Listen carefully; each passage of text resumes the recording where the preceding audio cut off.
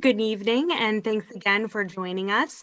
My name is Reagan Connect, and I'm excited to welcome you to this webinar, which is all about navigating your implant practice dynamically.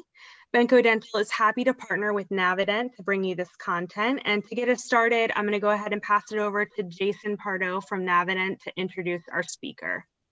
Thank you very much, Reagan, and welcome all of you.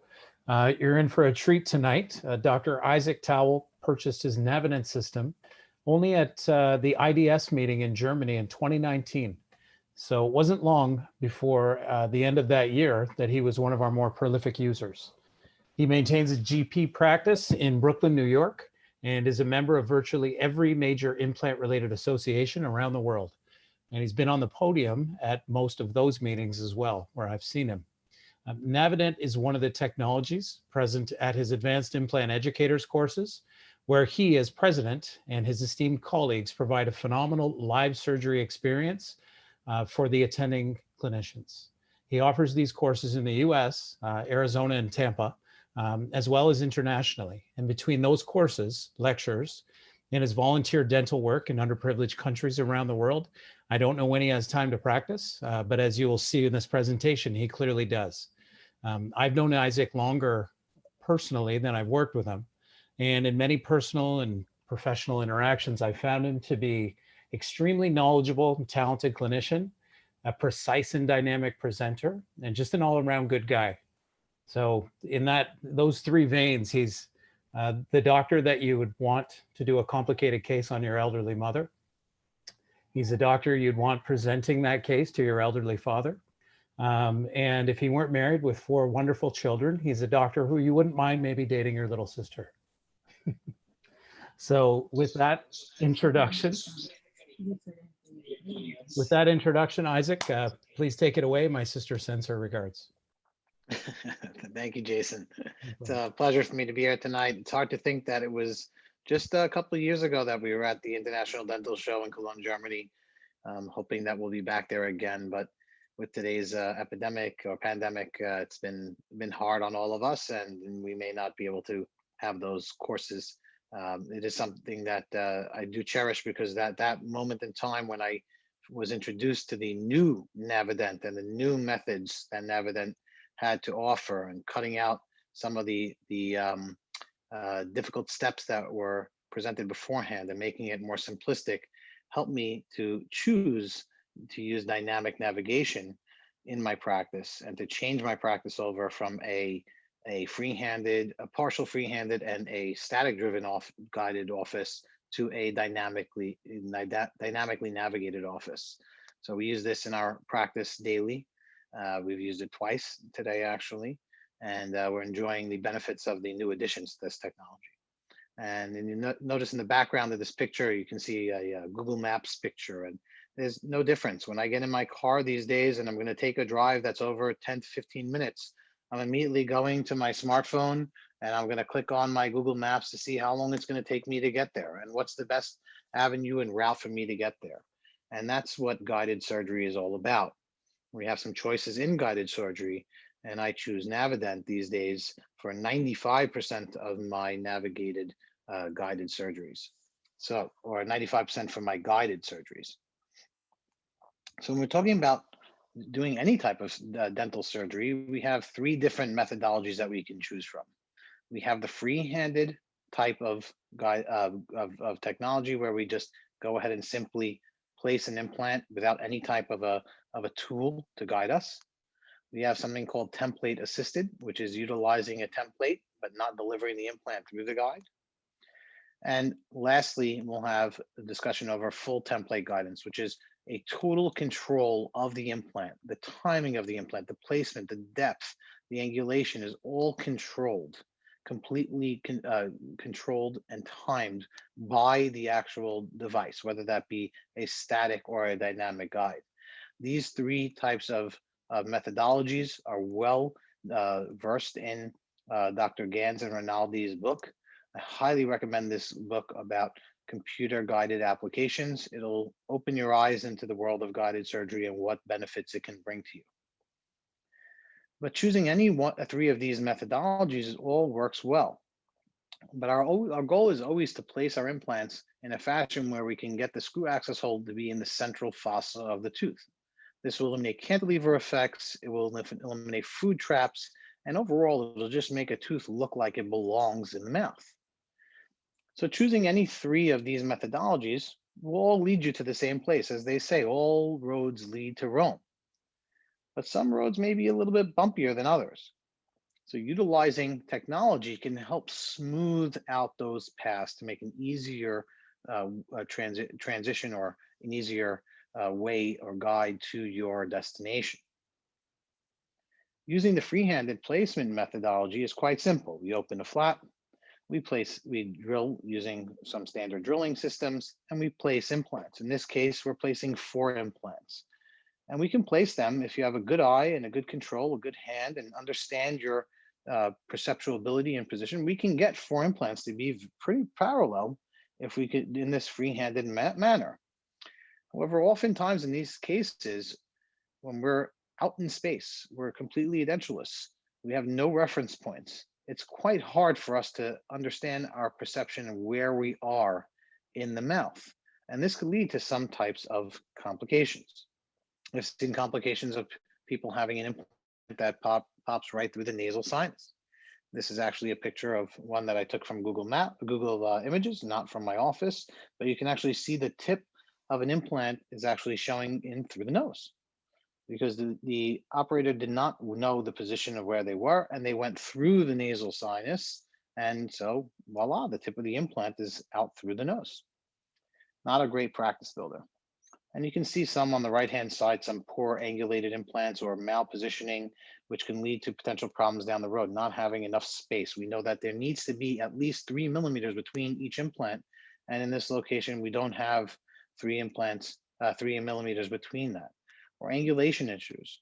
Having the right positioning can often be quite difficult. And one of the most common problems is the mesial tilt of the apex of the implant when we're dealing with the posterior mandible, where someone tries to climb over a tooth, place an implant, and ends up driving right into the root of the adjacent tooth.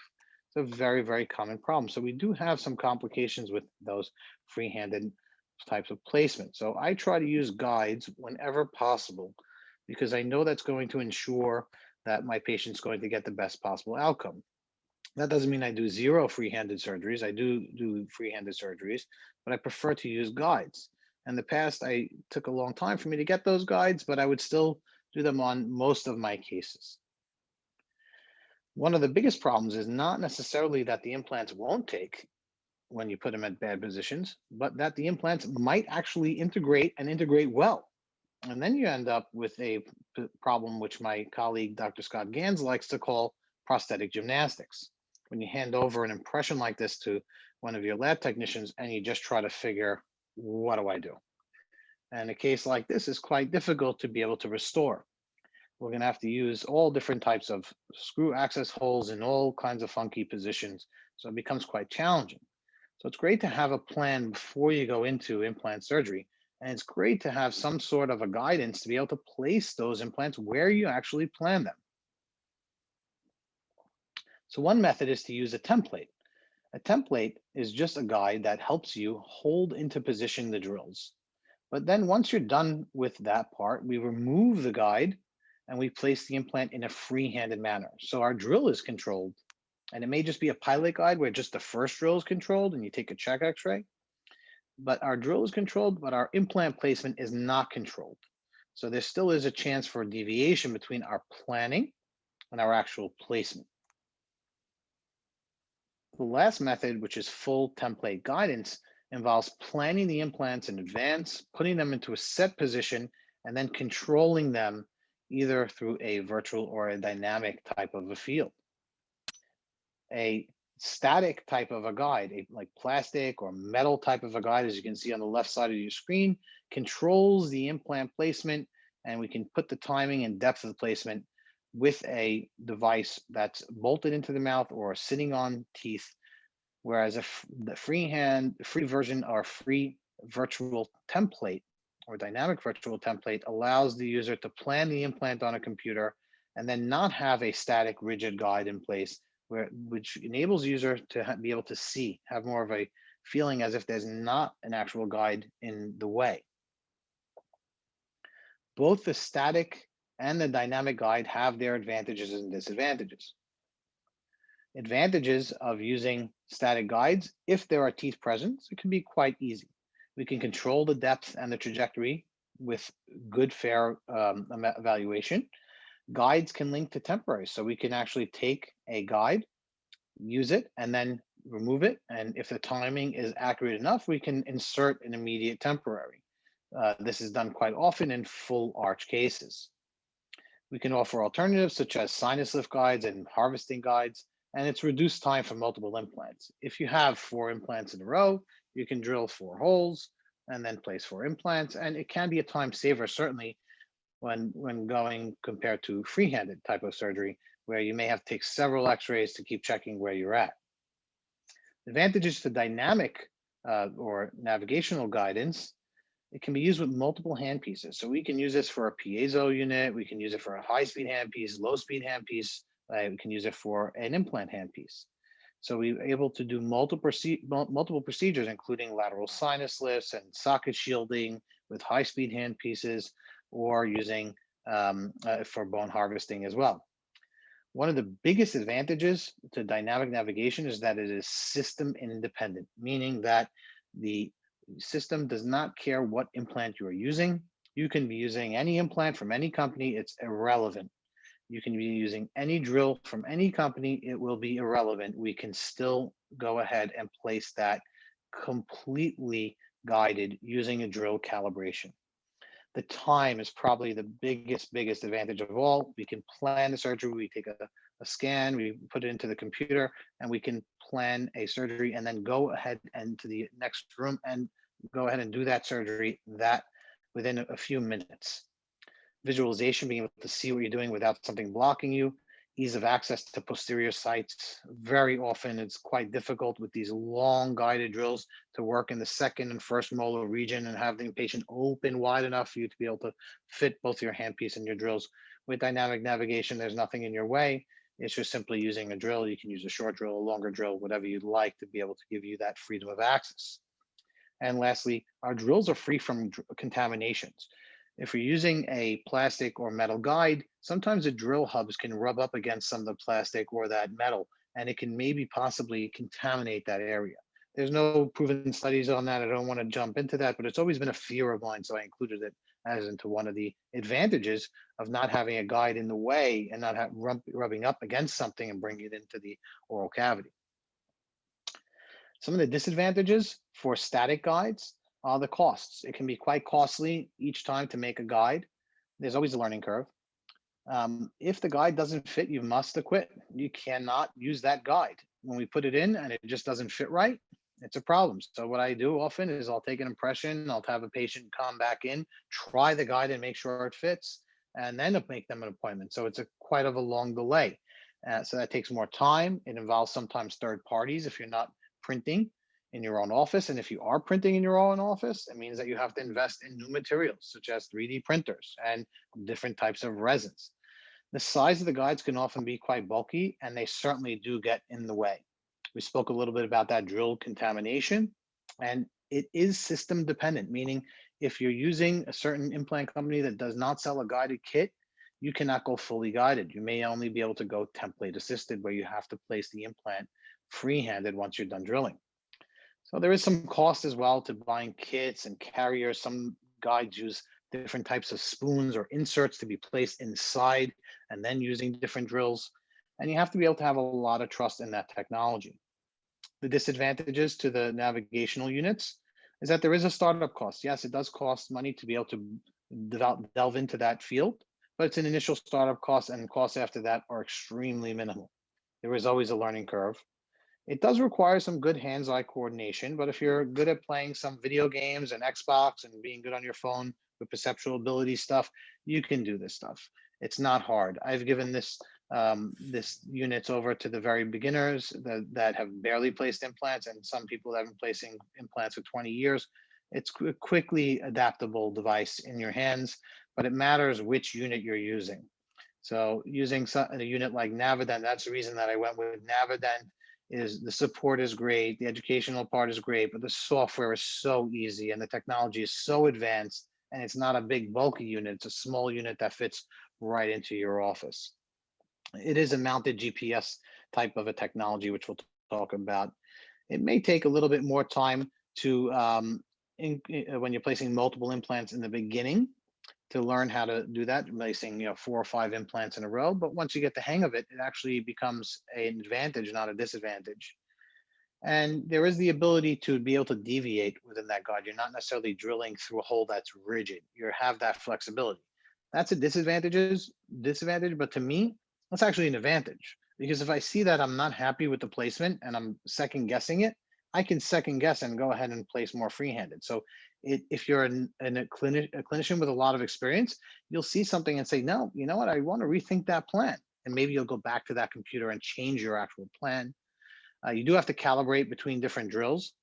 So that is one disadvantage, and you have to trust technology with all guided surgery. We just have to trust technology. But once you decide to go fully guided, then we need to partner with our analog technology. So we need to take the analog plus the digital together in something that I like to call the digital handshake.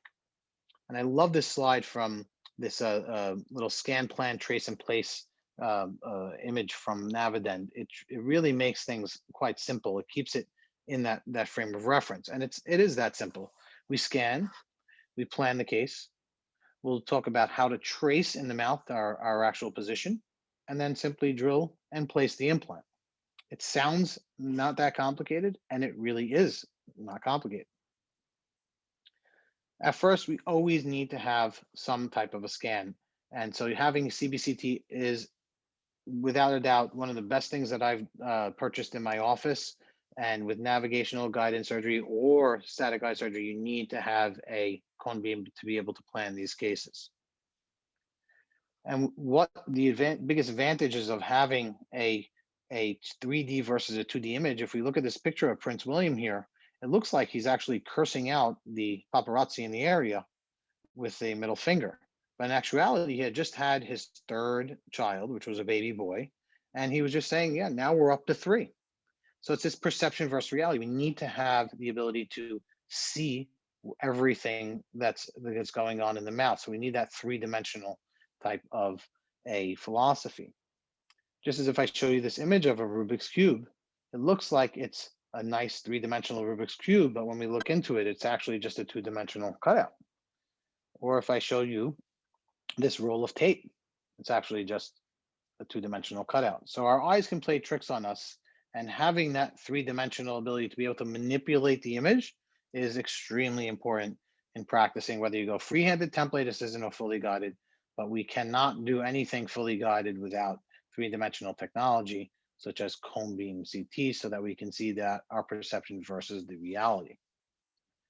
CBCT has become the standard of care. There's numerous papers about this. The American Association of Medical Radiology has deemed this as the standard of care, and it is the standard of care. And it can do more than just take 3-dimensional images. It can do facial scanning.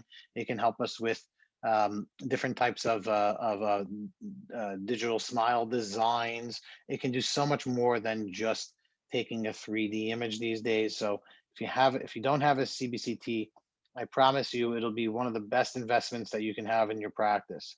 And if you're interested in navigational guide surgery, it really goes hand in hand. If you want to be able to take a scan and walk into the other room and place an implant, it can be done same day, fully guided using dynamic navigation. Once we have all this information, maybe we'll take a 3D impression as well, maybe an intraoral scan or an impression scan that's scanned into a computer. We can then go ahead and merge those 2 data sets. With navigational guide surgery, we don't necessarily need to have that impression scan, but it is recommended, especially when there's a lot of metal, because a lot of the CBCTs will have a lot of metal scatter. So when you're looking at a CBCT, I highly recommend looking at a cone beam that has a metal artifact reduction tool built into it. So it removes a lot of that metal scatter. So maybe you won't have to take an impression. I still like to do the impression, especially now that I've been using intraoral scanning for the last 8 to 10 years. It's quite simple. It's easy to implement in, and I'll show you how to do that. But once we have all that data, we can then plan it in an interactive treatment planning software, and then either fabricate a guide or go into dynamic guidance and go ahead and perform our surgery. For dynamic virtual guidance, there are several studies. These studies listed here about dynamic navigation, you can see there are a number of studies that provide and show the accuracy of these types of devices. The two articles that I covered the most are the ones from Stefanelli and also Block and Emery. Those show the deviational analysis of your planned implant position versus your final outcome. And as you can see from these numbers, they are extremely accurate. If you don't know how to read graphs, don't worry, we wrote it out for you. It's quite easy. In the conclusions, you can see on both these articles, it says that implant, excuse me, went too far ahead. It goes ahead and says that implant placement is similar to static guides, and there's an improvement over free-handed placement. In the second article, again, it can be more accurate implant placement in comparison with the conventional free-handed method. So going to dynamic navigation is a no-brainer if you want accuracy. If you want your implants to be placed in the correct position and you don't want a lot of work to be able to do that, dynamic navigation is your answer. The article from Stefanelli and Mandelaris, if you look at the numbers on the right-hand side of your screen, they are absolutely incredible. Under 1 millimeter in terms of 2D deviation on entry at the apex, around a millimeter in deviation on the angle is less than 3 degrees when you're dealing with 3 or 4 teeth trace versus 5 or 6 teeth tracing, which we'll talk about in a minute. It's just about 2-degree angulation. Think about that in terms of cost. If I have a angled abutment an angled implant, I need to create and either use a stock angled abutment or a custom abutment, which raises my cost and my final delivery of the crown. So having the dynamic navigation can make me straighter, meaning that the costs of my final crowns, I can use a stock abutment. I can still go screw retain with a stock abutment using a screw mentable type of technique, but I can go fully guided, keep my angle proper, and keep my costs down when it comes to final restoration. The biggest advantage to Navident over some of the other navigational units is their tracking ability. The tracking jaw, the Micron jaw tracking camera is phenomenal, and it's only getting better. They keep making improvements to these things, and I'm not talking about in hardware, they're just in software itself. You can see on the left-hand side of the screen, you can wear this little cap that goes over the head that's going to be able to check the position of the head, which is great for the maxilla. But since the mandible is a free-moving substance, we need to bond something onto the patient's teeth or attach something onto the patient's jaw to be able to track the mandible, because in the middle of the surgery, we need to see the movement of that jaw.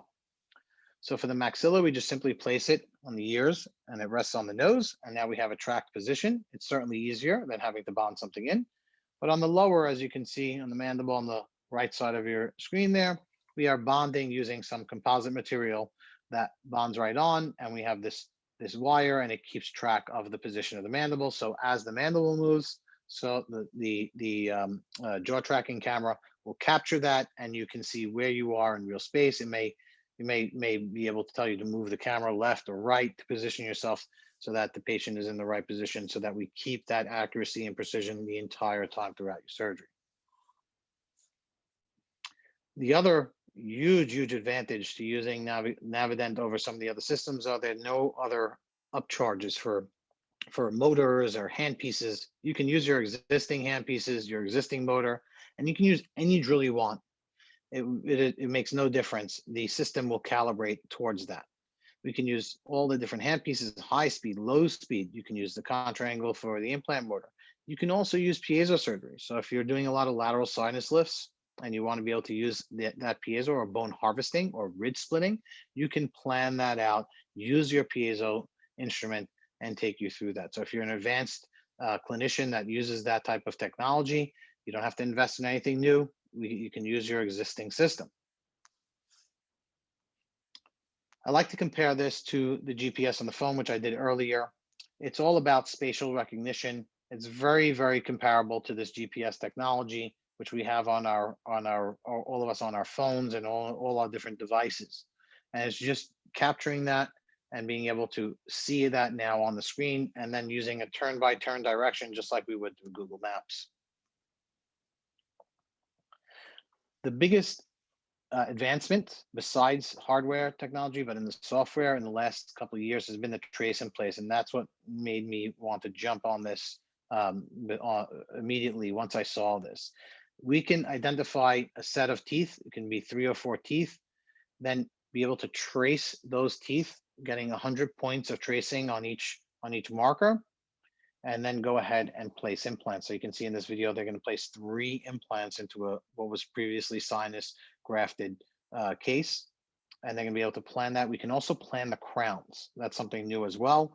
You can import your crown library in there and be able to place a fake crown in there, and then be able to plan a screw access hole delivery if you don't have any forms of reference. We do use these, as Jason mentioned, in our courses in Mexico, Tampa, and in Arizona. And you can see in this image here, this is a first-time user trying to place, if you look in the middle of the screen, trying to place an implant between 2 incisors, lower incisors. And this doctor has never placed an implant before. And now he's placing it with navigation, and he's getting it with the utmost accuracy because he is be able to place this fully guided, not template assisted, but fully guided. He can drill completely using the software. It'll show you the depth. It'll show you the tracking, whether you're a little bit too mesial, distal. You see that green line that's in the middle of the screen showing him that he's in the right position. So if you'd like to be able to perform this and try it out, go for a test drive with navigational guide surgery, join us at one of our programs at AIE Dental, or visit the Navident website. There are other courses as well, which will help you decide if you want to go into navigational guided surgery. One of the things that I'm very proud of is that I started a new company called Universal Shapers with my dear friend Gary Bram. And you can see a picture of him there wearing the purple outfit, and that's Dr. Scott Gans in the middle. And we designed some new burrs that'll be available on the market, hopefully by January. And they're all about scalloping and shaping the bone. What was amazing was we didn't have to do anything special to get these into a library and some kind of a computer and all that. We just had to calibrate this into the Navident system, which you'll see only takes seconds to do. The computer just has to understand the relationship of the handpiece and the drill, and we can go straight to the mouth. And I can't show you because this is kind of top secret at this moment. I can't show you the entire drill and all the placements of everything, but suffice to say that we gave this to one of our students to place, and you can see they're going to place 3 implants into the lower jaw on the left side. And just so you can see, this was a student, again, who barely placed implants in their lives. This was their first trip, a weekend course that they were taking. They've done some hands-on courses, but never a live surgery course. And he placed 3 perfect implants with perfect positioning using our new drills that we developed at Universal Shapers. So complete virtual guidance. Doesn't matter what drill you're using, doesn't matter what handpiece you're using, doesn't matter what motor you're using. We can deliver this all in a very short period of time. So I'd like to take you through a case of a patient that walked into my office. He came in, he had 4 locators on an upper denture. And this was a little bit challenging because he presented to me originally where he was a dentist and we placed 4 implants, and we had 4 locators and delivered him a full upper arch appliance on 4 locators. But now he decided that he wanted to go into a hybrid type of appliance. He was tired. He'd had these teeth for about 6-7 years, and he wanted to place the implants to be able to go into a fixed hybrid. We didn't do an all-on-4 with angled implants, so we needed the right AP spread. So we had to place a couple more implants. On the upper left side, the spacing is very tight. I have no bone in the anterior segment to be able to get another implant in there. And I have also this AP spread issue to worry about. So on the left side, we don't have enough distance. On the right side, we don't have enough distance between the two. We're going to be threading the needle to ensure that we keep 3 millimeters of spacing on both sides of those 2 implants that are already there. And on the left side, you can see on the scan, we have very limited bone height of just about 5 millimeters. So we're going to have to lift the sinus and be able to place an implant. And we want to do this fairly quickly so the patient can convert this prosthesis over into a hybrid. and he's all paid and ready to go. I don't want to have to now start taking impressions, make some kind of a guide that's going to attach with locators. That's going to be bulky and in the way. He decided he wanted to do it. That day we scanned him with our CBCT.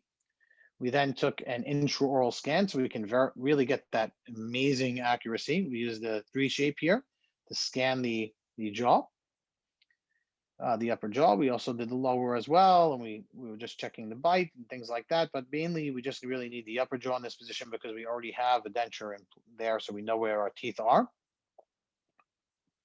And now it's about planning. So this is how the software works. We either choose the maxilla or the mandible to be working on. We check that level. We draw the arch, just like we normally would when we are taking any type of a cone beam. We would want to draw the arch so it can create a panoramic curve that will verify that there's no artifacts in the way and that we're happy with our drawing. And now I can go ahead and import that surface scan that I just took with my intraoral camera. And now, as I put 4 different markers, one on each locator, and I'll attach that onto the CBCT as well, we can match these 2 x-rays, and there's not much to do. Often having these matching requires a lot of difficult work. This is a auto match system. It's quite easy. We can then go ahead and check our tracing. We can place our implants, plan our implant. There's, again, not much to do. Just click on add implant. We can change the size of that implant by just dragging on the sides to squeeze it more, make it more narrower. We can play with the length. We can move the angle. It's implant independent. It really does not matter which implant system you're using. We're only concerned about the drills at this point, and it will calibrate all drills, and it will calibrate all different types of implants. On the left side, we'll add another implant. Again, this one's going to be into the sinus. It's that easy. Just drag and drop. And as we go, we'll see we're not in the right position. So we'll move that implant over. We're going to be in the sinus here. So we're going to shrink down that implant down so that we don't penetrate the sinus. And we're going to try to do what's called a crestal approach lift using these osseodensification burrs from Versa. Let's verify our tracking. So we put 4 of these fiducial marking trackers on the CBCT. We then pick up our calibrator. It will register with the barcode. And now we pick up our jaw tracer, which you can see on the right side of your screen. And we will simply go around the mouth and trace each one of those locator style abutments. In this case, it's a Rhine 83 attachment type of appliance. We'll get 100 points of tracing on each one of these locators. So now we have 4 markers. So we don't have to have teeth. And if you have an edentulous patient and you want to be able to perform this, we can use bone screws. You can place 4 bone screws and you can trace those bone screws. So it's quite easy method, an easy way to go about doing that. Once we have those 4 reference points, which I always recommend to do at least 4, we can verify we calibrate our drill, and we can take that to the mouth. We will go to each locator and we will make sure that we are less than at least ½ a millimeter is what I like to look for. And if you look on the right-hand side, you'll see it saying -1, -0.1. This is showing that we're less than ½ a millimeter off on our positioning. And if you just hold it steady for a moment, it'll probably get down to 0 because you're not moving. There's a slight delay, less than a second. So you just want to hold it in that position to get yourself down to those types of numbers. Then it's off to doing surgery. Can you do this flapless? Absolutely, you can. But I'm a fan of open flap surgery. I like to preserve and enhance that soft tissue. So we're going to open a flap. I also like to see what I'm doing. Even though it requires a trust in technology, I trust only what I can see. So I like to flap all my cases. Now it's about following that right side of that screen. Even though the surgery is occurring on the left side of that screen right now, I'm staring at a computer. I'm looking at that right side. I'm looking at my handpiece. I'm looking at my depth of placement. In this case, I want to stop a little short and just use a pilot drill. So only go down a couple of millimeters with my drill. That green line that's going down is telling me my depth. And you can see a picture of the handpiece there on the screen. It's showing me my position, mesial, distal, anterior, posterior. And a little further to the right, you're looking at the position of the drill. So it's kind of like having a sonogram going on inside the mouth that you can see without actually looking in the mouth. We'll take our second drill And we'll go a little bit deeper and take this down to a little bit further towards the sinus. And you can watch the drill on the right side of the screen. It's going deeper and deeper. It's getting closer to that mark. I'm a little bit buccal. I want to move a little bit more palatal in this case. So with the subsequent drills, this is exactly what I'll do. Now I'm getting very close to the sinus. I'm moving a little bit more palatal. I'm moving a little bit more distal to get my position. That's why I'm off screen. I'm overcompensating for my initial error. And then I get down, you see I'm in the yellow zone here. And notice at the top as well, it's telling me I'm 1.6 millimeters off, 1.5 degrees off, 0.4 millimeters away from my target line. It's telling me in real time where I'm at. And then again, using our next drill, and here I'm gonna pass the sinus. I'm gonna go 1 millimeter past the sinus with these denser burrs, and I'm using a bouncing motion to be able to lift that sinus up, because I'm only gonna bump it a millimeter or two to place that 10 millimeter implant, which is always my goal. And now this is the key part in placement. We can place our implant by calibrating our actual implant and following along to make sure we get it right to the right depth, the right position. And you can see I'm following right along those lines there.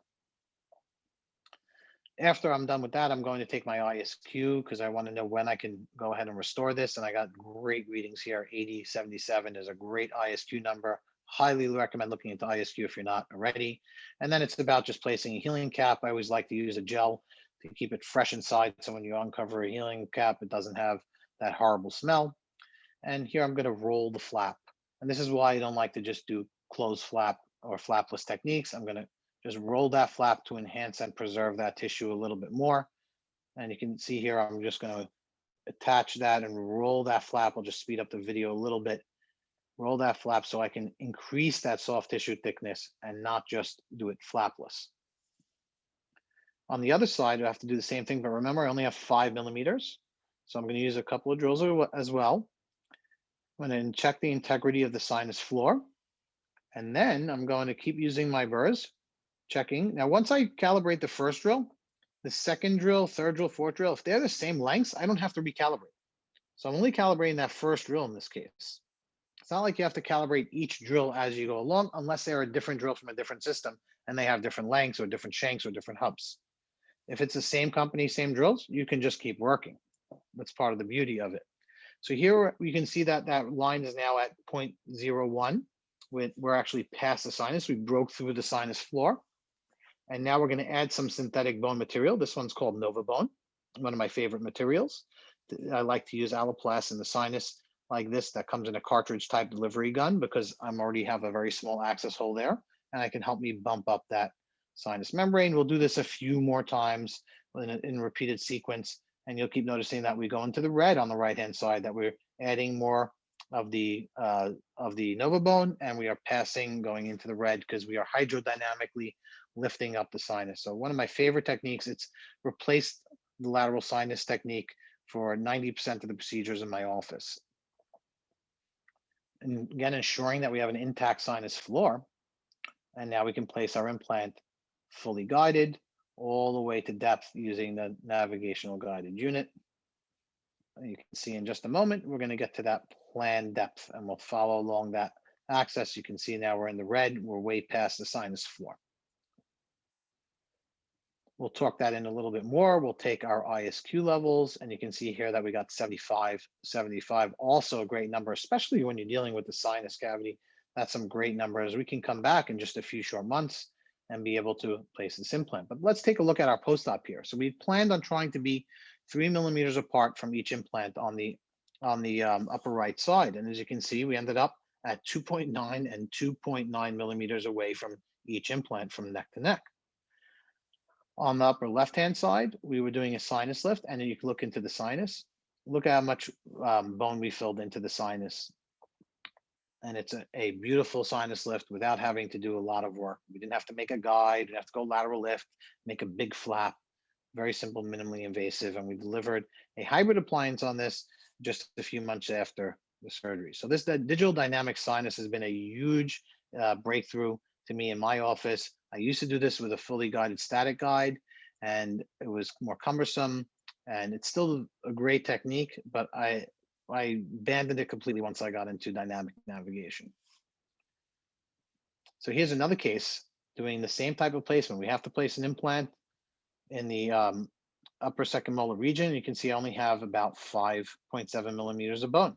Now, I don't always place second molar implants, but this patient was insisting on getting an implant back. We had actually extracted this tooth. We ground up the tooth with a dentin grinder bone and placed it back in and came back and did a sinus lift.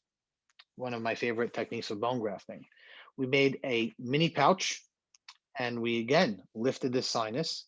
And if you look again on the right side of the screen, you'll see we're at the green right now, and we're going to get very close to the sinus floor. And this to me is just such a cool thing to be able to see where I'm at without having to take check x-rays over and over and over again. So after I verified my accuracy initially using just a few burrs, I can break through that sinus floor with confidence knowing where I'm at, and then go ahead and deliver again. I can take a check x-ray if I'd like. They're going again and placing in that Novabone putty into the sinus, and then using the drills and just keep replicating that till I've filled my sinus the way I like to. I typically will use per tooth about a half cc of this material. Otherwise, about a half cc of allograft material will work very, very well. Then again, calibrating the implant, amazing. I can go full guidance, not template, but full guidance with my implant placement. So I add a little more bone just as a cushion and place my implant in. And again, looking at the right side of the screen, we're going to go way past the sinus floor on our planned depth here, and go about 3-4 millimeters past it. And we're going to have to torque that in a little bit more, but you can see on the PA, just on the periapical x-ray, how much we've lifted the sinus, that beautiful dome shape appearance. Place our healing cap same day with a mini flap.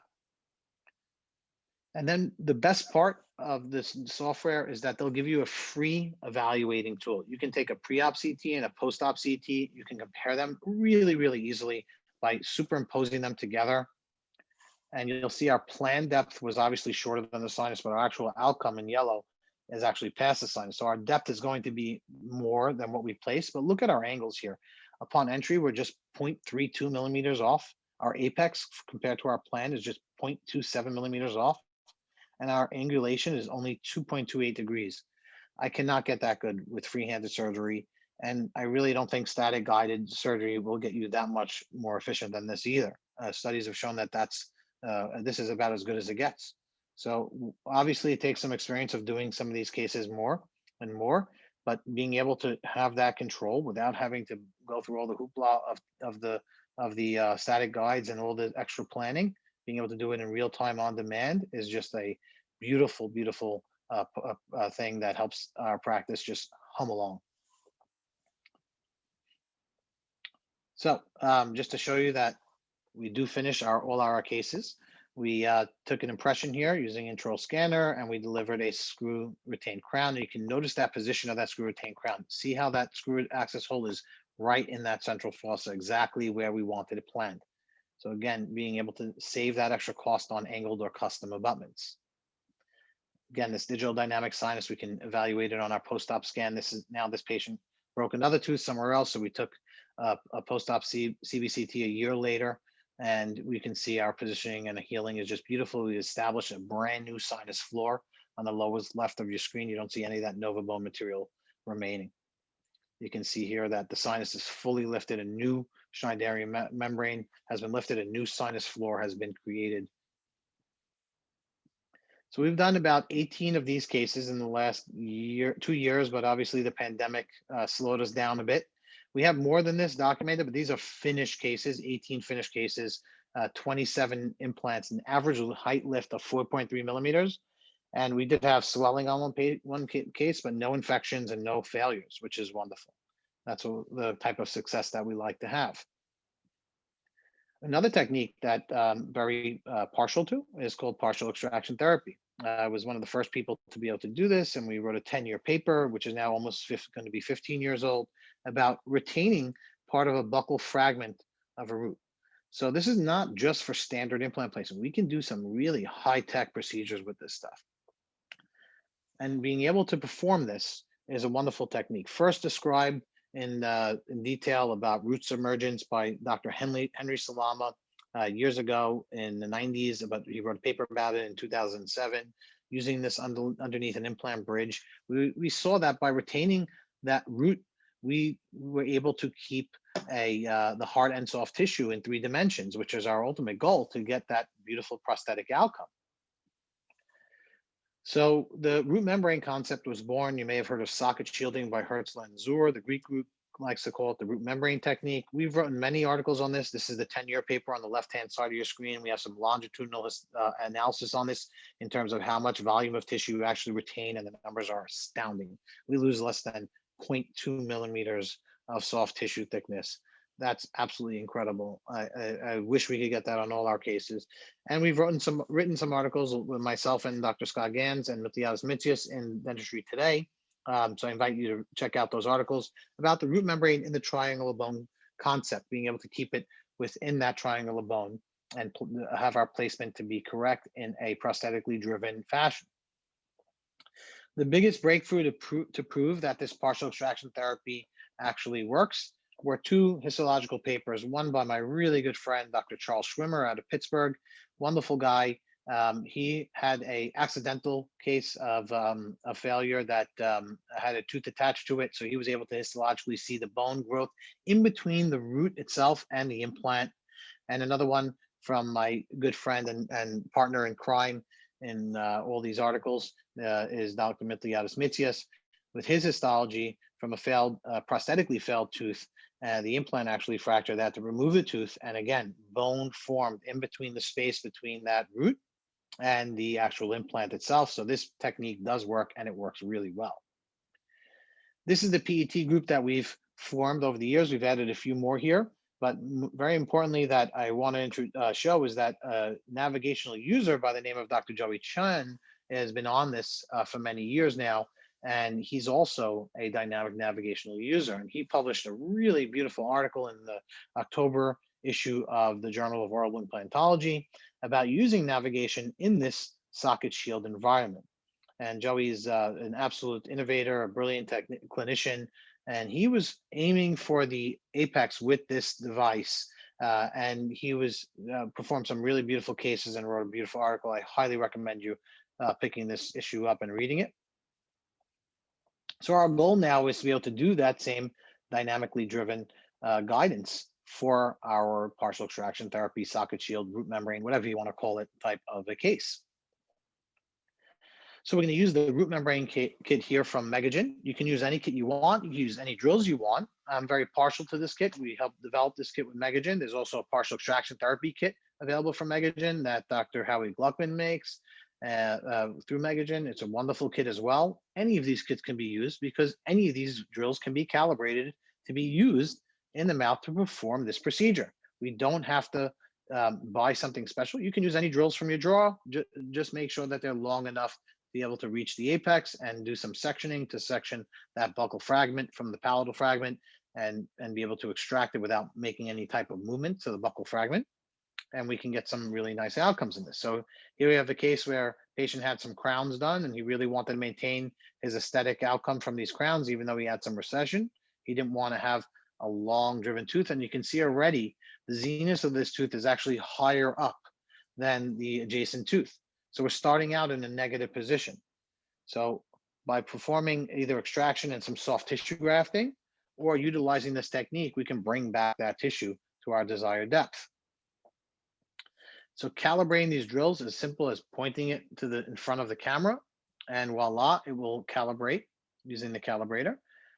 And so first what we're going to do is just separate the tooth from mesial to distal. And I'm not looking at the left side of my screen. I'm always looking at the right side of the screen. I don't have to plan anything here. I'm doing this without planning, just seeing where I'm at, cutting in a mesial distal direction. And then I'm going to hunt for that apex. And again, I'm not looking at the left side of my screen. I'm looking at the right side at the computer. I'm going to aim for the apex. I'm going to try to find the apex of that root, remove all that gutta percha that's remaining. And at the same time, section that tooth, being careful not to hit the adjacent teeth. And we're going to be able to separate the palatal fragment from the buccal fragment and extract it out. So you can see here, we've actually done our sectioning. And then using some of the instruments that I've actually helped to develop from TBS Dental, we can extract that part of that root fragment. We can debride it. These are the Gans forceps that we developed. And we go back to that root membrane kip and just finish off the upper portion. We always like to have the root to be flush with the bone. And we also want to create a type of a chamfer preparation to allow for the emergence of the final abutment. Calibrating again with our denser drills or any drills that you'd like, and being able to keep our accuracy to our planned depth. We do have to worry about the nasopalatine canal in this case. So we're staying a little bit more distal, as you can see here, that we plan the case to be more distal. I'm only off about 0.3 millimeters in terms of my positioning, about 0.5 millimeter. My angulation, I'm 1.5, 1.7. You see myself fluctuating a little bit, but I'm keeping the drills very steady into that position. So I'm about less than 0.5 millimeter off so far in my positioning. And again, this is without a guide, right? I don't have to use a static guide. Totally free-handed, one drill calibration. My preparation is finished. And now I'm going to calibrate my implant handpiece itself along with the implant. And I'm going to deliver the implant dynamically, virtual template, full template guidance into the actual osteotomy. So here we are placing the implant into the depth position. You'll notice on the right side of the screen, we're going to start off a little bit distal, and then we're going to move it a little bit more mesial. Again, trying to avoid that nasopalatine canal. We're going to get it down to full depth. You can see my final angulation. I'm about 0.2 millimeters off, 2.5 degrees off from my planned depth.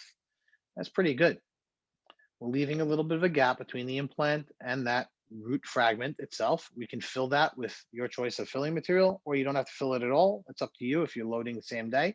I like to fill it with some synthetic material or some allograft, and then place a healing cap, which is exactly what we did. But before we do anything, we always take our ISQ to see when to return. You can see here, we're about 72, 73. So that's about 6 weeks worth of healing that's going to be needed.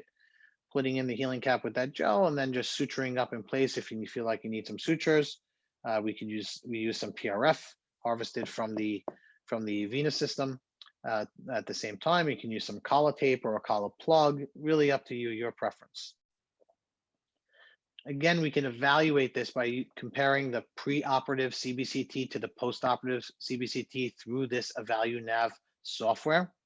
And again, our plan to finish is just astounding.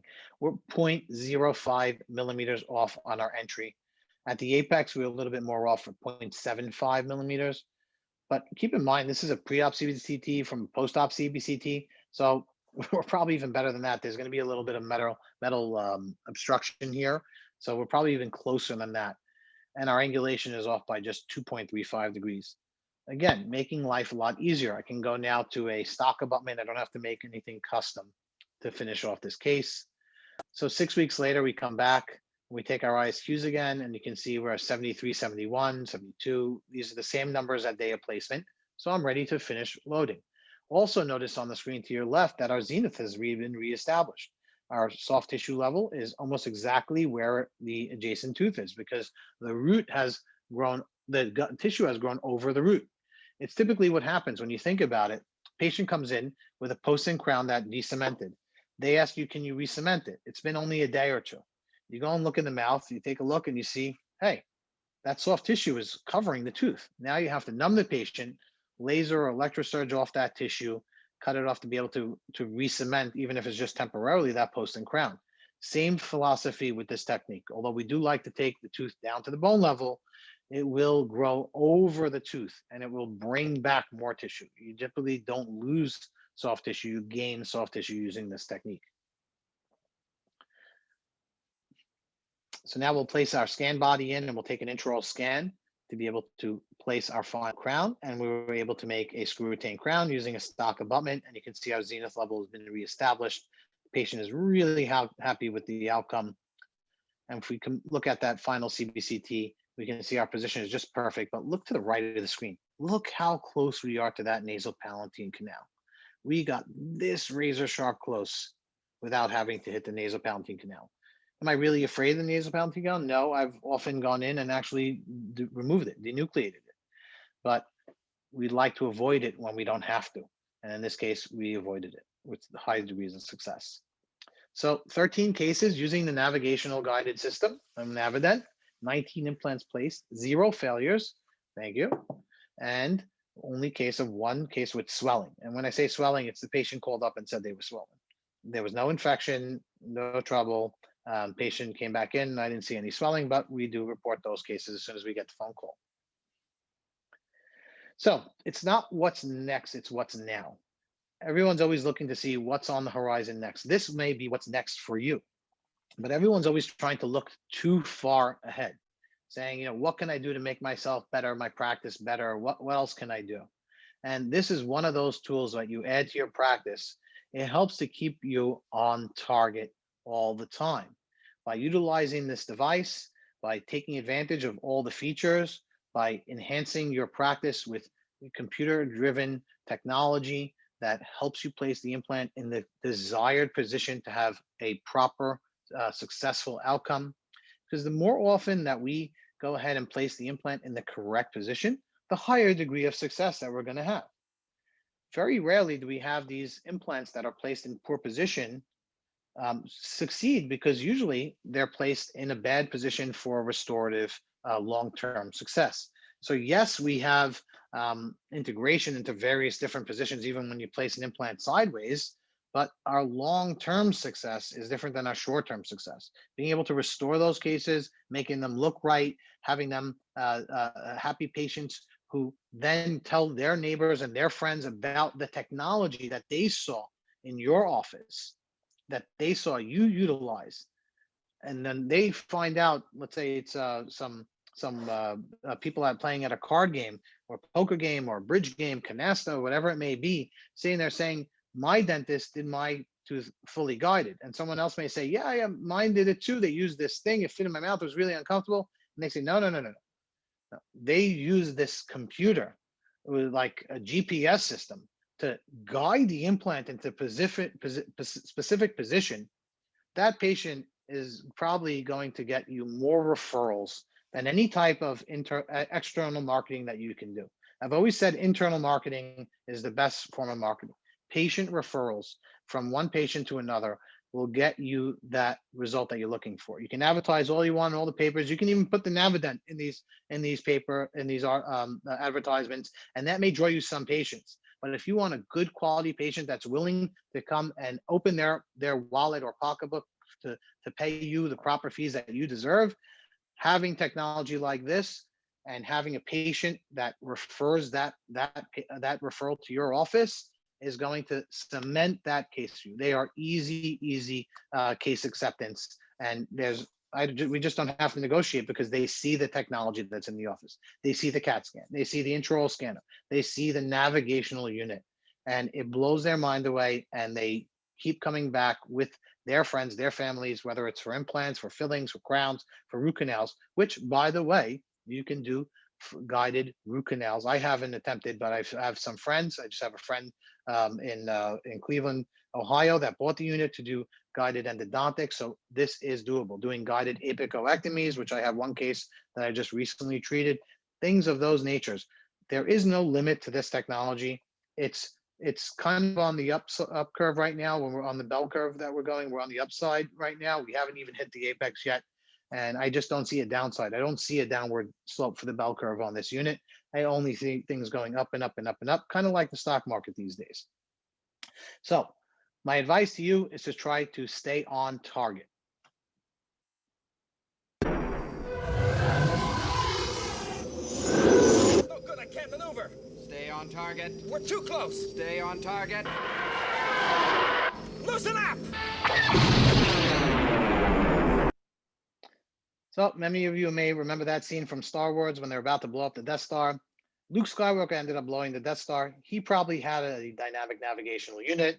Unfortunately, that guy didn't, and you saw what happened. So on the left side of your screen, you can see that target. Aim for your target. Stay on target in your practice, in your lives, and you'll have great success.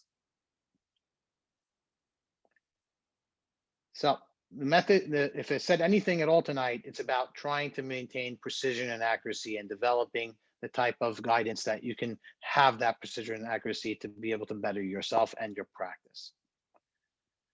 I want to thank you all tonight for listening. I want to thank Navident for allowing me to come and present to you some of my cases.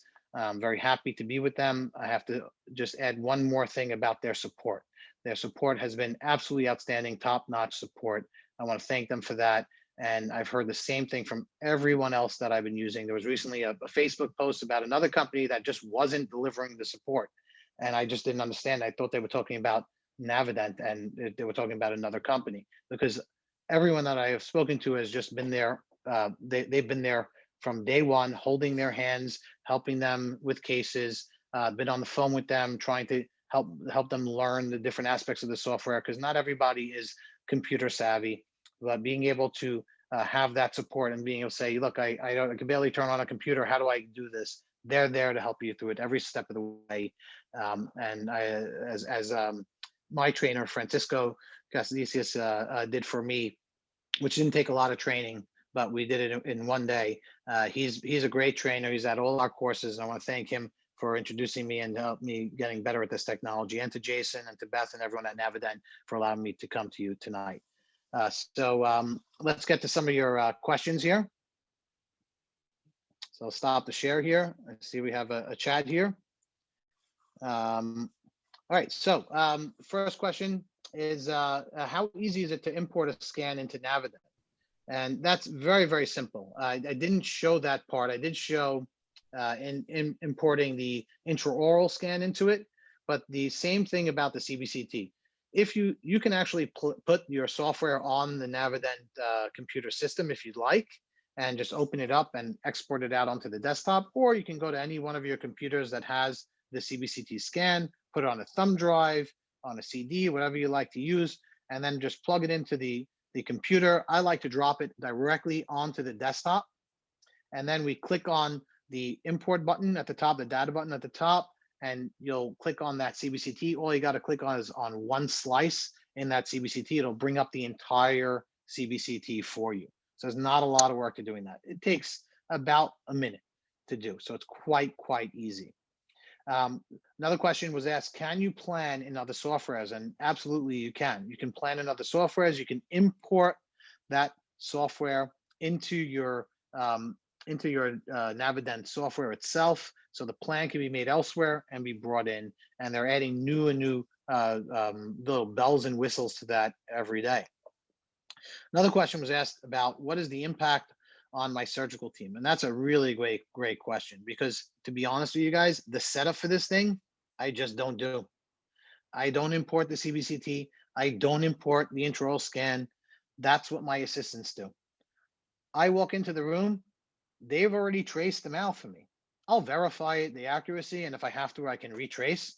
But except for the purpose of making a couple of videos, they're doing all that work, not me. So having the staff on board is key. If you have assistants that can do this for you, then there's really no extra time. I could be in another room doing something else, maybe inserting some crowns, and then come into the room and be ready to numb the patient and start surgery.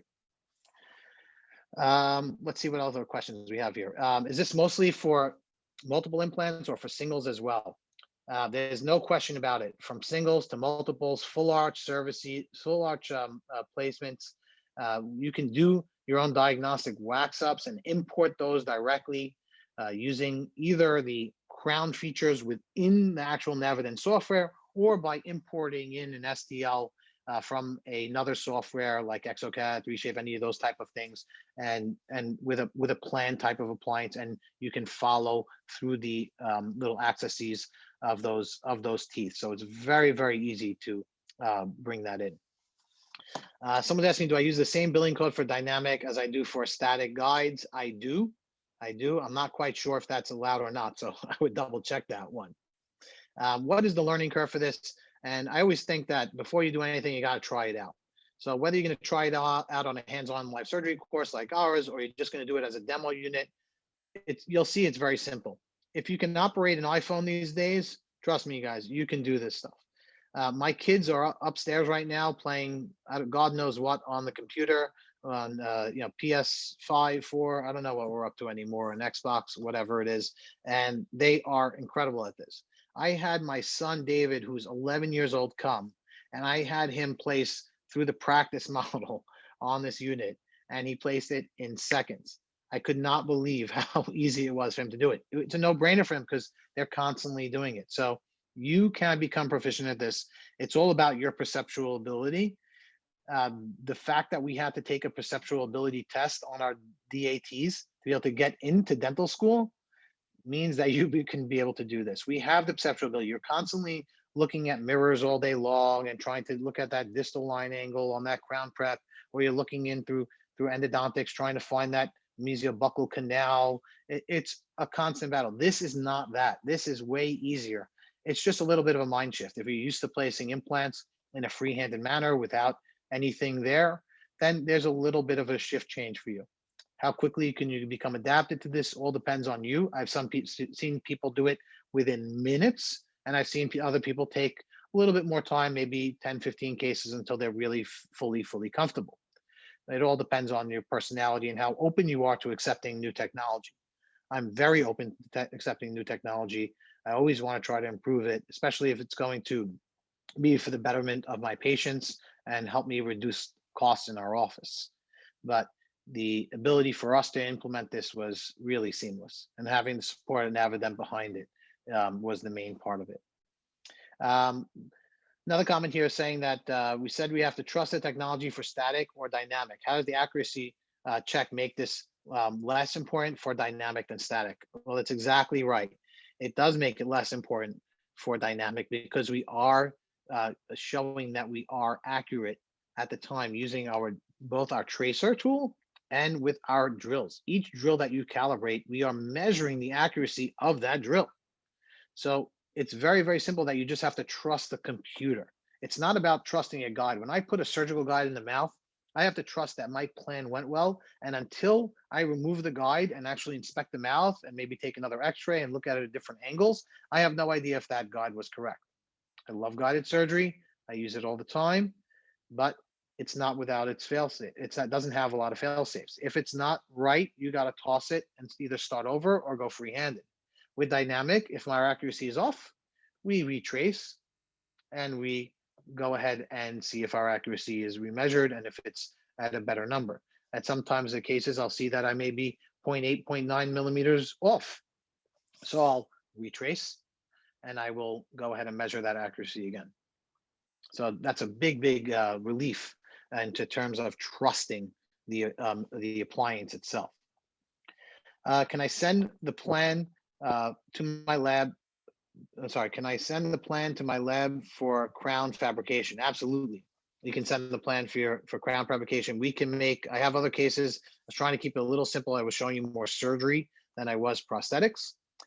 But we can now, what we're doing lately is we're designing crowns in advance. We're making them kind of opened with a hole inside so that they kind of be like a crown shell. And my lab will fabricate that for me. I've also done lots of conversion cases where I take a crown, an existing crown that's already in the mouth. I plan through that. We're going to extract the tooth and place an implant the same day. And I utilize that same crown by hollowing it out and turn it into a screw retained crown. So there's lots of different ways to be able to load this with immediate temporization. Seems like one of the biggest advantages in the procedure could be done all in one day from CT to console surgery. Is this the case? And absolutely it is. There is no time of taking that scan, sending it out to a third party to evaluate and plan it for you. And if you're an in-house guide fabricator, there is no in-house guide fabrication. We don't have to wait for that Formlabs, Fosun, EnvisionTech printer to spit out a resin guide for us. We don't have those few hours of waiting. We literally take the scan, export it onto a thumb drive, walk over to the computer, import it, and get to work. So it is the biggest advantage to me in terms of time. The second biggest advantage to me is that there's no obstruction in my way. I can see that things are going right. It gives me that confidence. So even though I'm looking at the screen, I can look in the mouth for a second, look back up at the screen. I feel that I am confidently in the right place. Another question here, could this be used in conjunction with a static guide? Yes, you can. So we've done some cases recently with Rowe Dental Laboratories and some others where we use a guide, but we confirm the accuracy of that guide with the dynamic navigation, and they've already prefabricated temperatures. What was great about that was I just used a pilot guide for that. We didn't have to make several steps to that guide, and we didn't have to have too much hardware in the mouth. We were able to reduce that. So look out for those techniques. They are currently in development. Again, like I said, we're on the upside of this bell curve that we're going to with this technology. An advantage to static guide, you said, was less time for many implants and link to immediate temporization. Have you seen the new update in the software abutment guide? Can you speak on the company's updates in general? Yes, absolutely. I think we did speak a little bit more about that earlier on. There has been some huge updates in terms of crown fabrication design in the mouth. You have implant libraries you can import. You can change the crown dimensions very, very easily. You can import in from other laboratories, prefabricated STLs into the mouth. And the beauty of this company is that they are extremely hungry. You have some amazing top level executives there and some really brilliant IT guys there that are constantly trying to innovate. They have been there every step of the way, and they are constantly trying to see what else they can use this for. And we talk about dental a lot, but this is used not just in dentistry. This is a medical device. It's used in surgeries for spinal surgeries, in cranial surgeries, and the technology is really outstanding. They more recently had an investment round that just got flooded. I couldn't even get an investment in. That's how quickly it went because it's such a hot button thing, and the patents that they have are really, really amazing. Another question is, can Navident use for other dental procedures? As we mentioned, you can use it for endo as well, not just for implants, amongst with other things that are going to be along the way. We can do it for apicoectomies, sinus lifts, bone harvesting, so many different techniques that we can use. It's not a one-trick pony. You can use this for pretty much anything that you want to use in implant technology. The latest thing that I'm really happy about is zygoma implants. Being able to do this fully guided zygomatic implants has been a breakthrough for me. I still open the flap completely, but I feel more confident that I'm not going to end up in someone's eyeball placing a zygomatic implant. Can I buy a Navident system from my Benco rep? And the answer is yes, you can. Benco, which I am a part owner of TBS Dental Instruments, and Benco is a proud distributor of TBS Dental Instruments. So I'm very proud that Navident has partnered with a great, great company like Benco. They are wonderful, wonderful, wonderful sales reps. I usually at their annual sales meeting. They're a great, great bunch of representatives. Actually, my former hygienist, Stacy Tolis, is actually a Benco rep now, and she's been great. I truly love my Benco reps. I actually switched from Shine to Benco because of their sales support and team. They're a great company that really gives you some nice preferred edges as you accumulate within their select program. So highly recommend if you're not already a Benco. I assume you are a Benco user since you are watching this webinar. I'm sure you know just how great Benco reps are. So I'd call up your Benco rep and say, hey, I'd really like to learn more about this navigational technology. Another question about, can I calibrate the drill with an extender? And absolutely you can. If you noticed when I was talking about the universal shapers, I was using a drill extender on that drill so that we can reach a desired area. So we didn't have to do anything special. Just take a drill extender, place an instrument into that, another drill into that, lock it in, then go ahead and calibrate right to the camera. Once you hold up that calibration tool, the camera is going to know that you're trying to calibrate. You don't have to push any buttons. So if you're in mid procedure, you want to pick up another drill, just pick up your calibrating tool, take it over, and voila, you calibrate your drill. If you want to use a different handpiece, you take it over and you just put it into either it'll tell you the high speed, low speed, you have 1R, 1L, and all that there. You'll just swing the handpiece for just a second. The computer is smart. It's going to recognize that you're trying to calibrate a new handpiece, and you'll have a brand handpiece of high speed, low speed, whatever you'd like to be able to use, piezo, etc. What kind of support is provided real time during surgery? Well, absolutely. They have several trainers. My former implant rep, Christian, is a wonderful rep for Navident, and I think he's moving from New York to Florida now. So we're sorry to lose him in New York. I'm sure he'll be up and down the coast working that entire region. He's a wonderful rep to be able to help you out. You can call up during the middle of a surgery. They will answer and help you immediately. They get right on the phone with you if you have any type of issue. To be honest with you, I haven't really had issues, so I can't say that that's been the case, but I had an issue the other day where I wanted to export something for this presentation. So I called the regular hotline, and within a few moments, I had someone on the phone and they told me exactly what I needed to do to get that one file that seemed to be stuck out. I just needed to convert it over, and for some reason, I'd forgotten how to convert it over into an MP4 file. So they're there for you all the time. They have amazing trainers. Like I said, Francisco Castilicius, who comes to all our courses, is a great trainer, wonderful guy. They will come to your office, help you out, do some cases with you until you feel comfortable and confident to do it on your own. Is training provided for new customers? It absolutely is. I can't tell you exactly how long the training is. I guess that's something for Jason and Beth for you guys to be able to answer. But they do do a wonderful job of training. I know I had a full day in office, and that's really all I needed. The truth is, after the first case, I really didn't need him for much more than just planning on the socket shield type of cases, because I understood the technology well enough from beforehand. Oh, they just chimed in. It's 2 full days in office. I didn't need the second day. That's right. I didn't need the second day. We did do 3 cases. Actually, I think we did 4 cases on the first day, if I'm not mistaken. Yeah, it was either 3 or 4 cases on my first day. There was a virtual training session that's 8 hours. It's in 2 4-hour sessions, so you'll be able to get that as well. Yeah, they pretty much give it to you soup to nuts. And again, if you're unsure about it, if you're don't want to bite the bullet just yet, call them up, have them give you a demonstration, or come to one of our courses, come hang out, place implants, learn how to do it fully guided. If you do buy a unit, we welcome you down to come buy a unit, and we will give you a special discount at AIE Dental. You just got to give me a call, and we'll work you into that program where you get trained directly with the Navident unit. And Francisco is usually there with us. If not, then you get me. You'll be stuck with me. Sorry, but we usually get them at all the courses. So I want to thank you all. It's now 8:16, so I think we're past our time. If you have any other questions or anything like that, just you can go onto the AIE Dental website, AIEdental.com, and you can shoot me over an email, and I'll be happy to answer any more for you. Again, I want to thank you all tonight for joining us. I want to thank Navident for inviting me on to speak with you all. Hope you enjoyed this. I want to thank Benco for allowing us to be on here tonight. I want to thank Chris for putting this together.